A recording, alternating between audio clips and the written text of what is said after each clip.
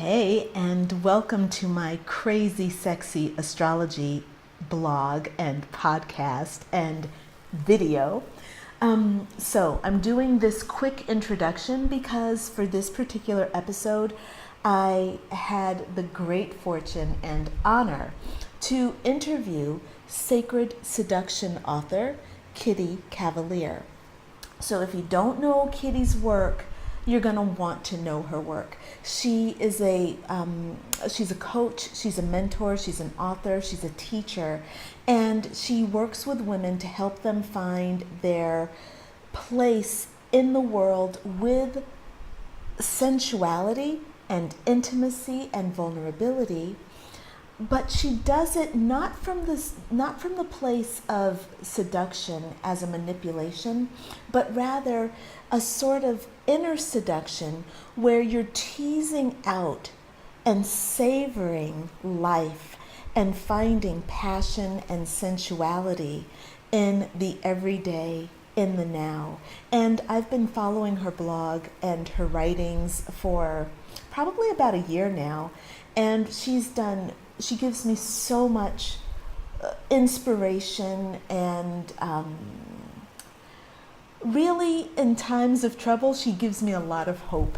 So I wrote her and asked if she would let me interview her because we have the full moon in Aquarius and it's about healing, and it's a good time for healing and getting out of our heads and into our bodies. She's the perfect person to talk to about this. So I think you'll agree with me after you listen to the interview. So go ahead, tuck into the interview, and I hope you really enjoy it. All right, enjoy.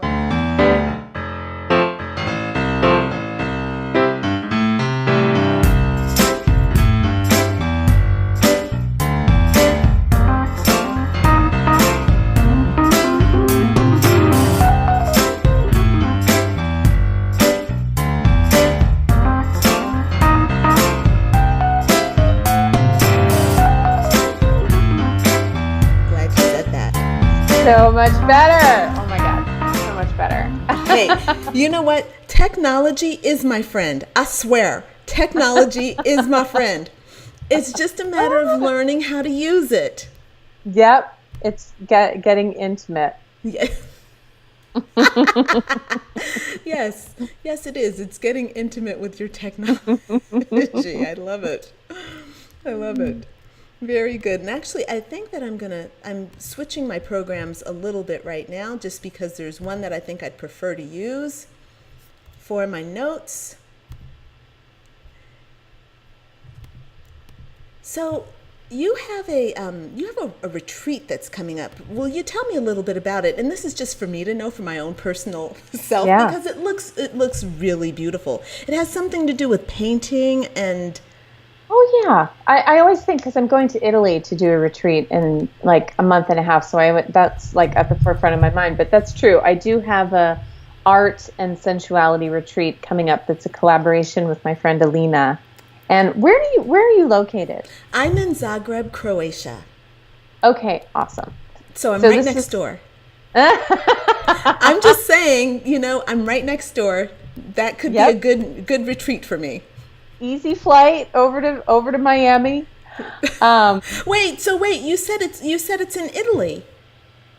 No, the Italy retreat is happening in September. Oh, and that's then in next January. month. Okay. Yeah, and then in January I'm doing the Mermaid and the Muse retreat, and that's in Florida. Okay, so tell me a little bit about the retreat in September where you'll be in Italy. That's interesting too. Yeah. So it's basically just a sensuality retreat in Tuscany, about an hour outside of Florence. So it'll be like daily koya, sensuality rituals, tours of vineyards, horseback riding through the hills. It's going to be amazing. Ooh, okay. What are those dates? Well, that one is sold out. Oh, fart. Okay. But I will definitely be, I think I'll definitely be going back. And if I don't, like, there's also this chateau in France that I'm really interested in having a retreat in next year. And So we'll definitely get you on a European retreat at some point in Yeah, 2016. fantastic. Yeah. Fantastic. That's really cool. Congratulations on that. I'm really excited for you, and I know it's going to be just wonderful. Thank you. So, all right. So now that I've gotten myself dialed in, I might end up having to re-record this introduction, but I'm going to go ahead and get started with it right That's here and right now. So, I'm actually I'll do my copy and then get us Do you want to rolling do and a get you little introduced. Yeah? do you want to do a little intention setting before we start? I would love to. I was doing it in the bathroom when I was putting on my eyelashes. Well, they look amazing. Thank you. I know. I was going to this fairy godmother, like wisdom council thing, like this young girls camp the other day. And I was like, okay, how can I set sacred space and pray? And I was like, glitter, putting Oh, on glitter is like, fuck the sage, fuck the candles, like glitter. right? Um, So my intention is just, I'm so grateful and honored. Like, I just really admire and adore your light. And even though we're not in person, I can feel your energy over the connection. And so I'm just extremely grateful to be here. And my intention is just to show up and be as generous with your listeners as I possibly can and give as many of my gifts as I possibly can to help them in their Fantastic. own experience and enjoyment of pleasure. Yes. Thank you so much, Kitty. And my intention is to be a really good listener and to help bring out through you and through myself what people need. Just to listen to intuition, to listen to spiritual guidance, and to be as present with possible and to soak up all your good vibes. Likewise. Yeah, thank you. Thank you so much for that opportunity to share it with you. Yeah, my pleasure. So just to do a little time check. So I do have a client at, let me just double check, 1:30. So it's Right. 12:45 here. So we have a solid 45 minutes. If Yeah, very that good. works for you. Okay. I think that we can make that work. Awesome. Do you need to hop off earlier? Or No, I can hop off right at the time. okay, gotcha. Yeah. That's great. So thank you very much. Mm-hmm. All right. So at the new moon in Leo, I ask that my readers look at the areas of their lives where they were lacking confidence, authority, and pleasure. And I had suggested that they take pleasure as a spirit guide. So this is what I had written in my report, and I talked about it in my podcast. And I wanted to give them an opportunity to really bring more pleasure into their lives. What I find is that we tend to rush around a lot. And I'm living in Zagreb, Croatia, and the people here are not quite as A-type personality as I am as an American. I'm very much about, oh, I'm here working, and everyone says to me, have you gone to the coast yet? Have you been to the coast? And I'm like, no, I'm here in Zagreb. I'm working. And I'm like, I have my apartment. I've got my view. I've got my computer. I work, I work, I work, So this idea of pleasure is coming in as a bit of a rescue from the intense focus of for what for me is typical American work ethic. You work, work, work until you drop. That's my way. I'm a bit of a workaholic. So right now we have the full moon, and it's rising in the sign of Aquarius, and we're also having an eclipse. So, Kitty, I'm not sure of how familiar you are with astrology and with these kind of moon phases and eclipses, but there's a sense when there's an eclipse that there is some aspect of the self that is ready to be phased out. And so with this full moon rising in Aquarius, which is a very thought-oriented sign, it's very It's very heady. It's super intellectual. It's called Air of Air, meaning it's kind of like the great granddaddy of thought. It's ruled by Uranus, which is all about the crown chakra and having this super open. So Aquarian is the super highway of the super information highway of the zodiac. So when we have this full moon rising in Aquarius, everyone, no matter what their sign, is very strongly dealing with the end. The full moon represents a culmination and an end of that super intellectual approach to life. So with this full moon eclipse, we're moving away from being super intellectual and doing more integration of the intellect into the body, into the sensual self, into the feeling self. And that is where our work is going to be for the next 2 weeks, which is why we need you, Kitty Cavalier. We need Kitty Cavalier. So I want to introduce you to my guest. I'm talking to Kitty Cavalier, and she is, I call you a self-love expert, and she writes a blog, and it really, for me, this blog, when it comes in, I don't get a lot of posts. I have a very clean inbox. I know there are only 4 or 5 people that come in, blog posts that come in. Yours is one of them because it always gives me something that grounds me in a beautiful way. It makes me feel really good about where I am today, whether I'm thriving or even when I'm suffering. You always bring in something that makes me feel valued and worthy. So I'm introducing you, Kitty, to my audience, and I would love to let you talk a bit about who you are and what you do. Thank you so much for that introduction. And I just, on the topic of pleasure, if I could list 100 things that bring me pleasure, probably number 4 would be listening to you talk about astrology.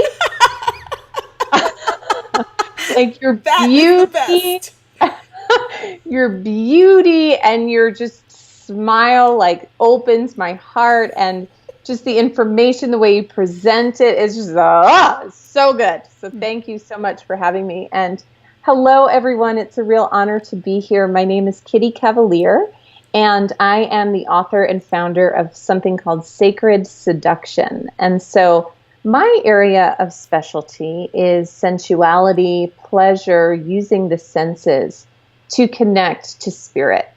And a lot of times when people hear that word seduction, they think of getting someone to fall in love with you or manipulation. And the work that I do is really about the seduction of life and allowing our senses to be a portal through which we can connect with spirit and slow down and actually savor the present moment.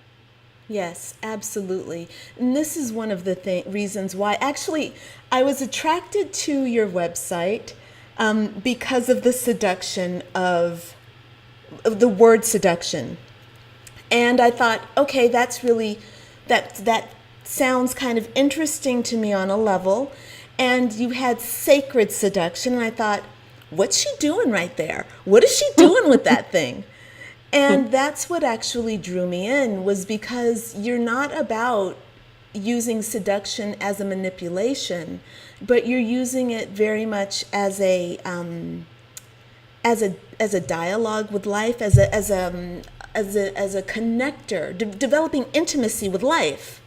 Yeah, exactly. Really, really beautiful. Yeah, thank you. So this is my reason for actually wanting to talk to you about this, and going into this idea of bringing pleasure into our lives. And as I said in my blog last moon phase, I asked people to sit down and talk with pleasure as if it were a spirit guide. So, you know, we tend to think about spirit guides as being our old grandmother who passed on, or, you know, some angel. And for me, I find spirit guidance through all things.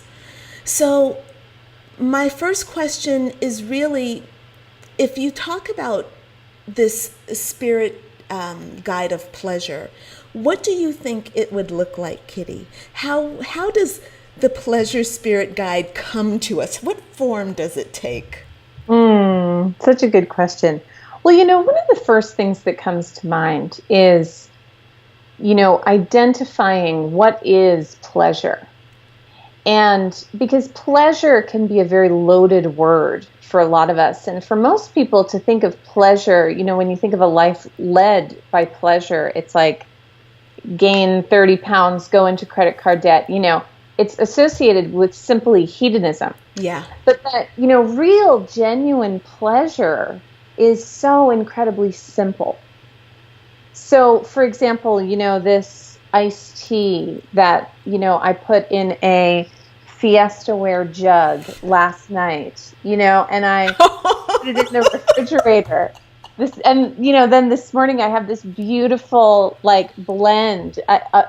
There's so much pleasure in that, and just preparing and dressing for this date that you and I have, and wearing this, brand new lace dress that I got at a thrift store for 12, there's so much pleasure in that.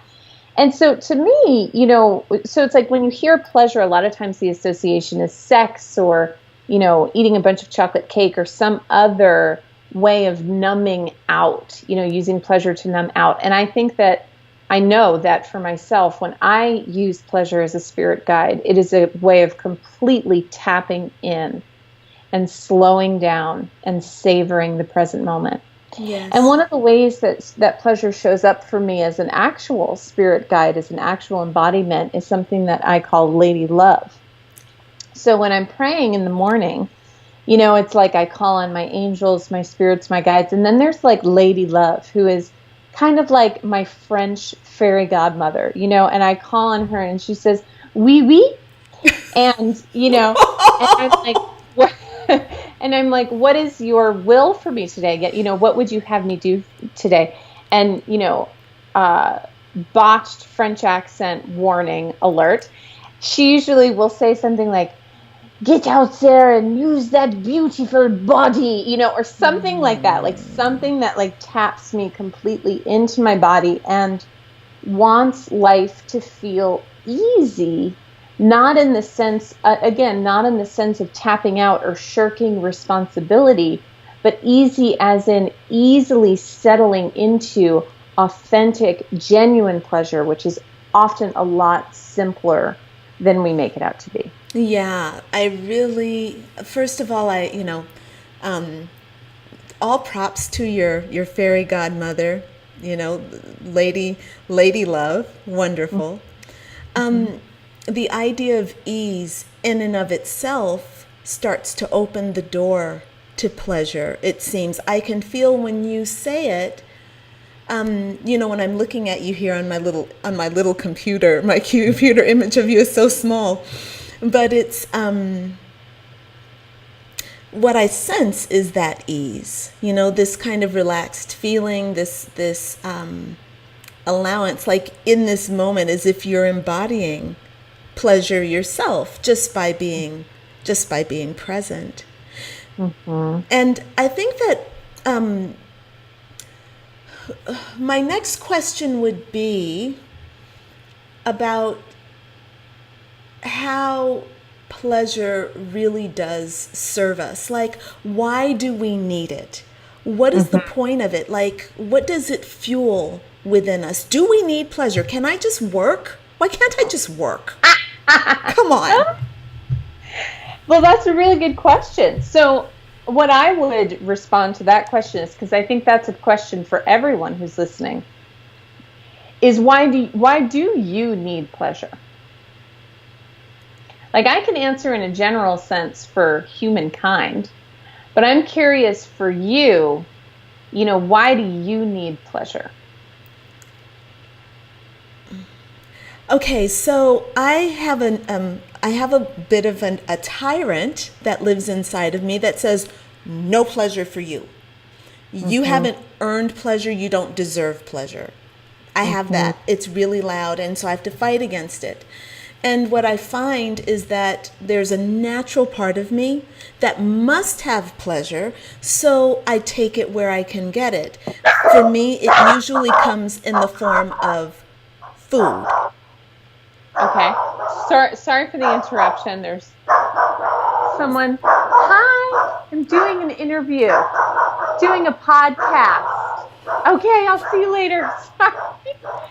This is one of the. I used to live in Brooklyn, where like if someone comes to your door, you call the cops. But here, people just stop by. It's so lovely. Come here. Come on. Okay. My security system is Your security system works just fine. fine. Okay. So Give your pleasure, security system a bone. I know. The pleasure of friends, the pleasure of puppies. So you were saying that you have an inner tyrant, and then it usually manifests that this need for pleasure usually manifests in kind of a dysfunctional way rather than a functional way. That's exactly what I'm saying, Kitty. Yes. Through food. Okay. Yeah. I just need to get dominant mommy. Hey, enough. Live entertainment, ladies and gentlemen. Come. Life for the puppy. Life when you work at home.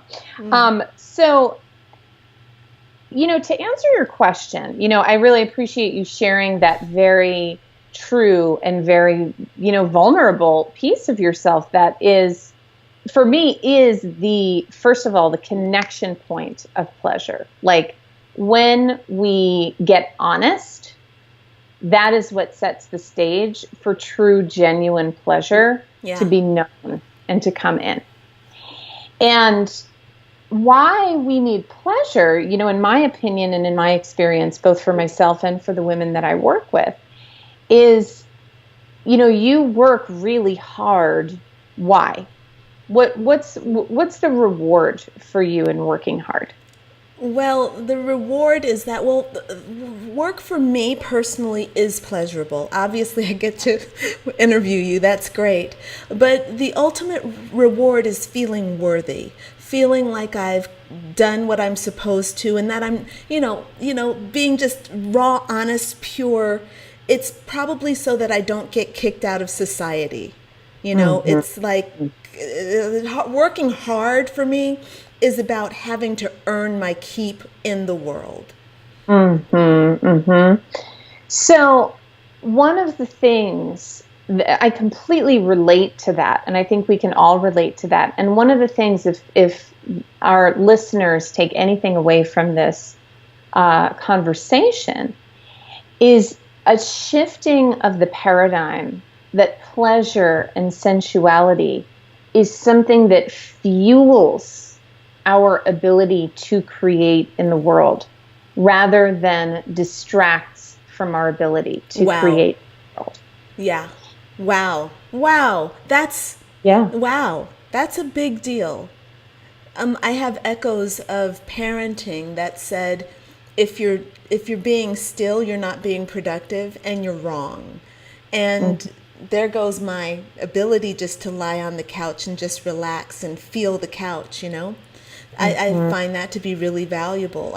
You're saying that if that pleasure, instead of looking at it as a treat or something you earn, you instead look at it as being the food, the nourishment that fuels the creativity, that can even fuel the hard work. If that's my thing, if I got to work hard, I can use pleasure as my fuel. Yes.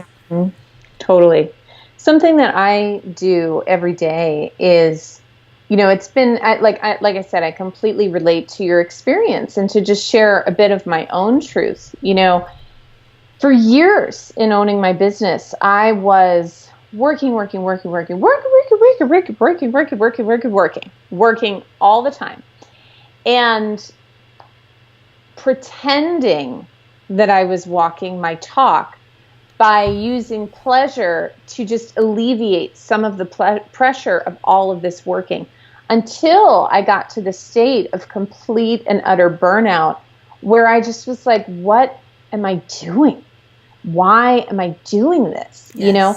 And a dear friend of mine reflected to me, like, if you truly believe in what you're preaching, which is that pleasure and sensuality and all of these aspects of what you teach are the source of your creativity rather than a reward or a distraction, then you have nothing to lose by shifting your life towards that. And that is when my business, my message, my clarity, my connection really started to solidify, because I find that pleasure thrives inside a container of commitment. Wow. And that when we can truly commit to those things that bring us pleasure, you know, and again, it's like, that doesn't necessarily mean waking up on a sheepskin rug being stroked by a rose with your lover, or it could. You know, for me, pleasure is as simple as like opening the shades and making my bed before I do anything else in the day. Yes. You know, it's like these simple rituals that ground me into being in the present moment and surrounding myself with beauty and connecting to my body first and foremost before I do anything else. Yes. Yes. I 100%, I get this. It's really, boy, that's really, really beautiful, because it makes me feel like there's a, again, like pleasure is not earned, it's a necessity. And it almost feels like it would help to balance out, you know, there's this fear that there's, I think that in a lot of people like me who have a little bit of guilt around, or a lot of guilt around having pleasure, there's a this kind of feeling of if I don't belong, if I don't work hard, I don't belong. If I have pleasure, then I'm taking away from something else within myself, or I'm taking away something from someone else. And there's a large price to pay for having pleasure. And it makes me wonder about like how we can cultivate a healthy relationship with pleasure, because when you deprive yourself of pleasure like I do, there becomes a hedonism. Like you said in the example, the eating becomes overeating. You know, it's not just, you know, one slice of banana bread, it's the whole banana loaf, because, you know, it's like you're fueling something else. So I think my next question, Kitty, is how do we cultivate a healthy relationship with pleasure? It's a really great question. So I'll speak from my own experience. So there's something that you shared that I also just want to circle back to, which is this constant working and striving, which is this focus on what can I get, what can I get, what can I get? You know, because even when our mission is deeply committed to changing the world, or, you know, setting other people free, when the intention is like, how can I get my work out there into the world? You know, it's very much based in the ego's fears of, I'm not going to be important, I'm not going to be remembered, you know, any other litany of reasons that we put ourselves through this. And so what happens is that we get stuck in this adolescence when it comes to pleasure. Yes. Wow. And one of the quotes, the mantras that has completely changed my life is that abundance is not measured on how much we can get, but on how deeply we can savor what we have. Yes. Yes. Breathe that in, you know? Wow. That's another wow. This is my third wow, folks. Just saying. And so to answer your question of like, how do we start to cultivate a healthy relationship to pleasure? one of the things that's been really helpful for me is doing a lot of remembering of, and this is going to sound like a cliche response, but of what really brought me joy when I was a kid. Mm-hmm. So when I was a kid, I loved painting. I loved anything having to do with arts and crafts. I loved running barefoot through the grass. I loved swinging on the monkey bars. I loved dance class. And then when I became a teenager, I loved doing drugs. And I love, it was like I went the complete, like grew up very, very religious. I was your classic religious sheltered child, then hits the world and got stuck in that adolescent phase of give me as much pleasure as I can possibly handle because I've been deprived for so long. Sure. But that simple pleasure, that uncomplicated pleasure that we talked about earlier, I find a lot of answers to how to cultivate that in remembering what was true for me when genuine pleasure wasn't something I had to think about when I was a child. Mm-hmm. And that's why I start every morning doing koya and dancing. And that's why, I make room in my life for making art, not because I'm an artist, but just because it makes me feel really freaking good. Yeah, to absolutely. Paint brush to a pot of paint, and so that is one way to cultivate pleasure. But, the second way that I would suggest is, and this kind of falls on the heels of that mantra, that abundance is not about how much we can get, but how deeply we can savor what we have, is that a way to cultivate genuine pleasure is through something that I call, and many people call, the sacred pause. Tell me more about that. Which is that as you're moving through your day, you, rather than, scheduling yourself to the minute, et cetera, this old paradigm that we're talking about is like before engaging in a task, or before deciding what you want to eat for lunch, or before deciding how you're going to spend your evening, it's like you stop and you listen. And you take that sacred pause so that there is a balance of giving and receiving, rather than constantly telling spirit how your life should go, or telling yourself what to do. It's like taking that sacred pause to listen and to receive and to act upon what guidance is given, even if it looks far different than what the mind or the ego wants. So for you, it might be the sacred pause says to you, go for a bike ride. And you're like, fuck you, I don't have time to go for a bike ride. Like, I am important. I have important things to do in the world, I gotta write this blog. Yeah. Whereas, for me, just being in your presence, like when you laugh, holy smokes. Like that, like your smile, like there is nothing I could ask for more of you. Like, whether you write a blog or not, what you do is so irrelevant to me in comparison to who you are. Yeah. This makes a lot of sense to me. And what I hear you saying is that learning how to savor, or maybe not learning, but remembering. When we were children, we knew how to savor. All we had was mama's milk, and we savored it. It was good, and it came. And when we were ready, when we were done, we fell asleep into a blissful sleep. And then we awoke, and we were like, give me some of that milk, right? But that seems really, really beautiful and important. And I know you wrote about that in your blog, or in your in the email I received, and that did really. That really struck me as significant because, again, I love my food, but I don't savor my food.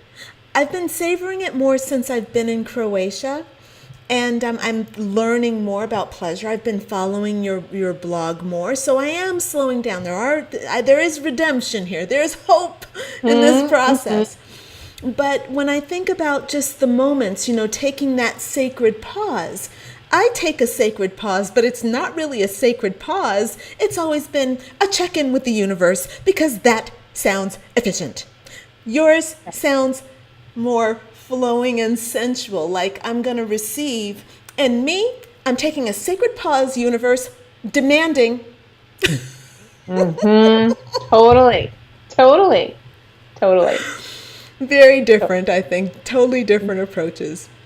But I love all the wonderful information that you're giving me right now, Kitty. And I think that I think my listeners are going to be very, very happy with all the great information you're sharing. There's a lot of inspiration here.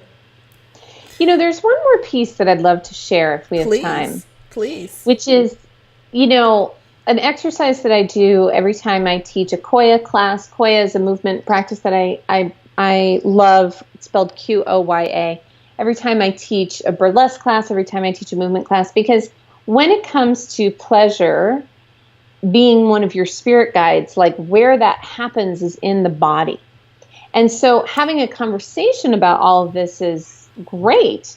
Wow. And yet, another wow moment. And yet where the alchemy takes place is in the body. So an experiment that listeners can do at home is, really simply is like stroking your forearm. So I'm going to stroke my forearm for all of you, and I'm going to try to make it look good, right? I'm going to do everything I can to like impress you and make it look good, right? So do that and notice, what do I feel in my body? Where do I feel my energy and my attention is focused? Yeah, go ahead and do it. Just trying to make it look good. Oh, so if I'm trying to make it look good, my focus is actually not really in my body because I'm focusing on what I want you to experience as opposed to what I'm actually experiencing. That's what I'm noticing. Totally. A++. All right, yes. Now, in contrast, for the listeners at home and for you, Crystal, is like closing the eyes and just hovering your hand above your forearm and not letting it touch just yet. And focusing less on how it looks and more on how it feels. Wow. And then when you're ready, letting that point of contact occur. And again, where the focus is not on how it looks, but entirely on what you feel in your own body. Oh, I like it so much. And just noticing, like, what is the contrast that you notice? What do you feel? Wow, that's really awesome. Because as I'm sitting here just feeling, just before it's touching, I'm feeling warmth, and you can feel the fire of, energy coming off of my skin. It's like, don't go in for the grab right away. Just hover a little bit and just experience what's there. If I pull away a little bit, I notice a change in the energy. And then when I touch, it feels more rich because, Kitty, did you just make me savor? Did you just make me savor? I would say that you accepted my assignment and you savored on your own. That is I just opened the gates. That is really, really awesome. That was wonderful. And this is why I know you are so great. Thank you so much. That was really, really good. I'm going to write that into the full moon ritual that I do at the end of each of the reports. So I will be definitely channeling Miss Kitty and bringing that into our work. It's very, very good. Now, Kitty, I think we might have time for maybe one more question. Okay. And this question is actually dealing with kind of a broader understanding of what we're doing in this particular year. So it's the year 2017, and numerologically, it's a 10 year. So if you add the numbers together, 2 plus 0 plus 1 plus 7, you get the number 10. Number 10 represents authority.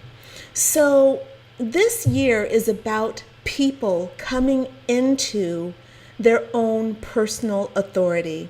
And I've been studying authority for the last 2 years in preparation for this year. And what I've learned about authority is that we tend to look at authority as being something outside of the self. Like we think about the authorities, like the police or, a judge or our parents, our teachers, whoever's in charge, they are given credit and power of being authorities. When I talk to my own clients about authority, they always cringe. They're like, "Oh no, the authorities, they're bad. Those are my parents. They punish. They take away pleasure is what authorities do." So there's a natural rejection for people to accept authority within themselves as the authors, which is what I think the real meaning and power of authority is. It's authorship of your own life. So my question for you is, how can pleasure help us find our own authority and help us write a more powerful story for ourselves? Really great question. So a couple of things come to mind, and I'm just going to do my own sacred pause before I answer this question from my own experience. So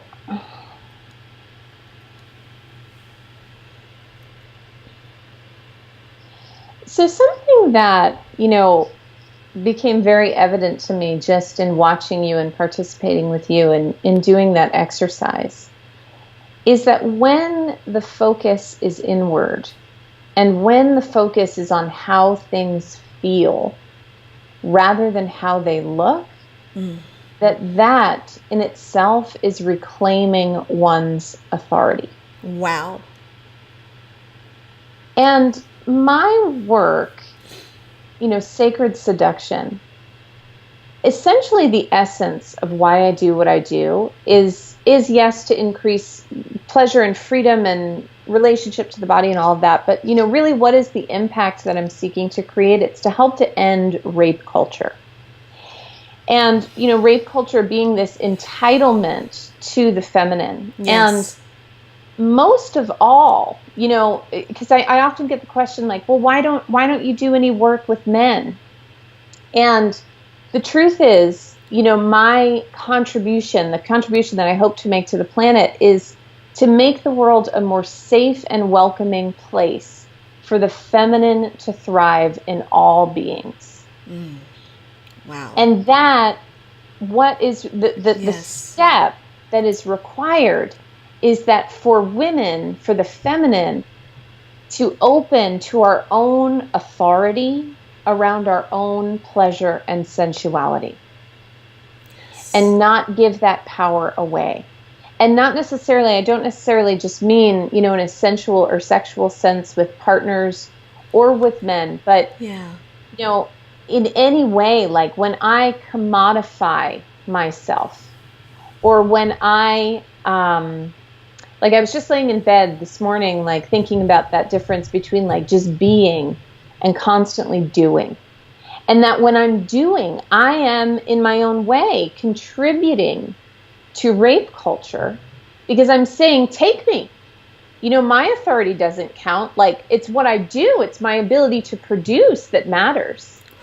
And so authority, like a way to change our relationship to authority and how that relates to pleasure is that when we take that sacred pause to feel that we are healing multi-generationally our ancestors as well as future generations' ability to very simply tell the truth. Tell the truth to our own selves and tell the truth to others, which to me is the ultimate healing medicine. Yes, absolutely.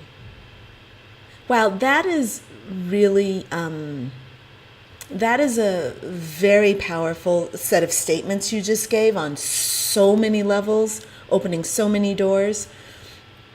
And this idea of this rape culture, which is essentially giving yourself away, giving yourself away, giving yourself away constantly, is, so isolating. The more you do, and especially when you don't stop doing, it's okay to do, but it's got to be balanced with the being. And for someone like me, and for many of the people with whom I work, doing is constantly dominating the being. And we know that doing is a very left brain oriented thing. It's a masculine thing. It's external. It's masculine. And this being is more of the feminine aspect of the self. And, rape culture is about the masculine dominating the feminine, taking advantage and not allowing her to be, exerting this power over being. And it saddens me when I think about that inside myself, the battle that rages inside myself, overthinking as opposed to feeling. The feeling wants to be heard in balance. We're not trying to move into a super feminine culture that doesn't, that dominates the man. No, we're looking for balance between the two, where there's harmony, there's protection and security around being. The masculine can protect the feminine being, and the feminine being can fuel the masculine doing. Mm-hmm. It's really, really powerful. This whole thing, you opened a can of worms. I would say I opened more of a can of violets, but but yeah, I mean, to just and what I would also follow up on that with is like, it's this masculine and feminine within ourselves. Yes. Yep.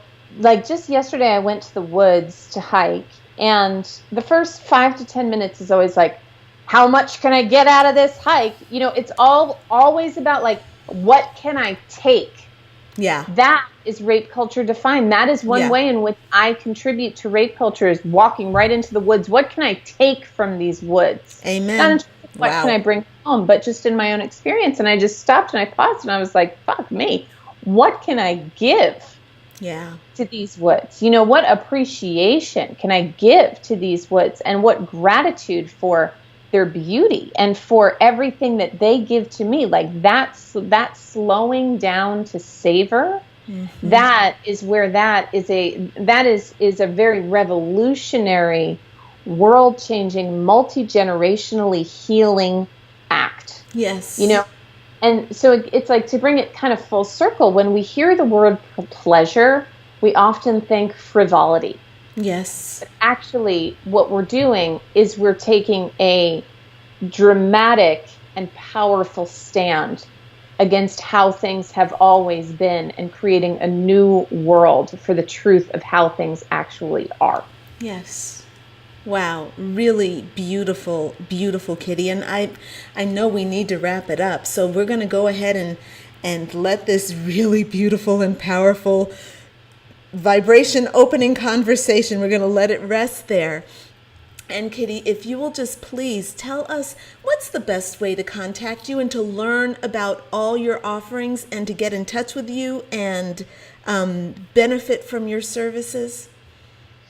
Thank you. Well, I just want to first say thank you so much for this conversation, because it's been a pleasure to bask in the beauty of you and your questions and your intellect. And same time next week. Yes, for sure.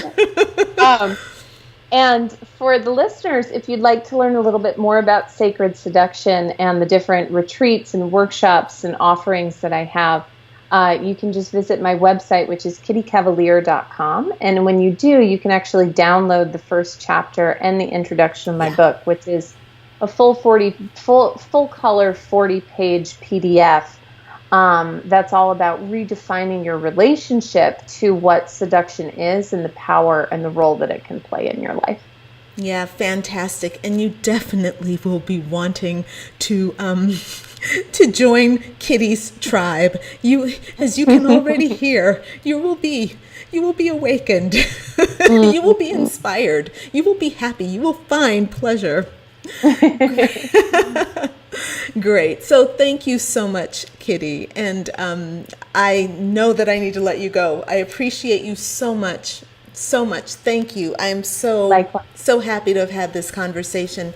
And I will be in touch with you offline later Awesome. on. Thank you so much. Mwah, big kiss. Thank you, everyone, for watching. It's been a pleasure to be with you. Thank you. Okay. Thanks so much, Kitty. Winnie says goodbye, too, and she says, I'm sorry for interrupting the podcast. Oh, my God. What a cutie. That little face right there. Winnie, bye, Winnie, baby. Bye, Winnie.